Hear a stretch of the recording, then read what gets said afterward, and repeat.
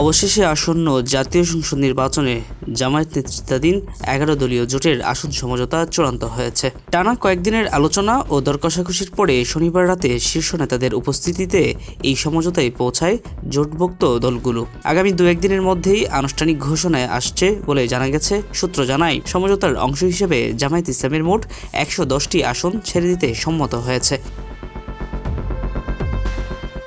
নিজেদের জন্য জামায়াত রাখছে 190টি আসন।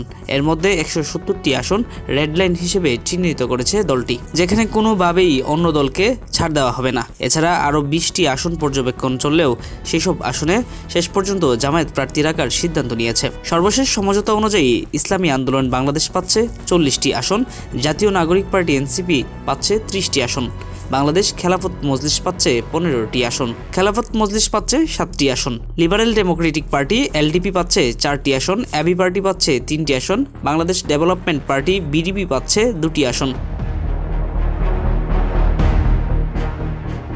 তবে এখানেই শেষ নয়। চরমোনাই পীরের নেতৃত্বাধীন ইসলামী আন্দোলন বাংলাদেশ 40টির বাইরে আরও কিছু আসন দাবি করছে। এই দাবিকৃত আসনগুলোর কয়েকটিতে জামায়াত ও বাংলাদেশ খেলাফত মজলিসের প্রার্থী রয়েছে। জনপ্রিয়তা ও প্রার্থীর যোগ্যতা বিবেচনায় ইসলামী আন্দোলনকে আরও কয়েকটি আসন ছাড় দেওয়ার সম্ভাবনাও রয়েছে।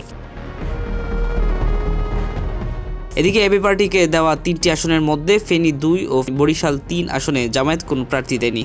পটুয়াখালী 1 আসনে জামায়াত প্রার্থী থাকলেও চূড়ান্ত সমঝোতার পর তিনি মনোনয়ন প্রত্যাহার করতে পারেন। অন্যদিকে বাংলাদেশ ডেভেলপমেন্ট পার্টি ময়মনসিংহ 9 ও ভোলা 3 আসনে প্রার্থী দিচ্ছে।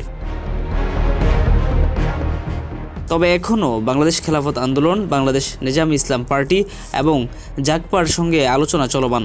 এই দলগুলো 1 বা 2টি করে আসন পেতে পারে বলে জানা গেছে। এ বিষয়ে জামায়াত ইসলামের সহকারী সেক্রেটারি জেনারেল অ্যাডভোকেট এহসানুল মাহবুব জুবায়ের জানিয়েছিল, আসন সমঝোতার মোটামুটি চূড়ান্ত হয়েছে, খুব শীঘ্রই আনুষ্ঠানিক ঘোষণা দেওয়া হবে। Sabbir Arafat, Dhaka voice desk, Dhaka.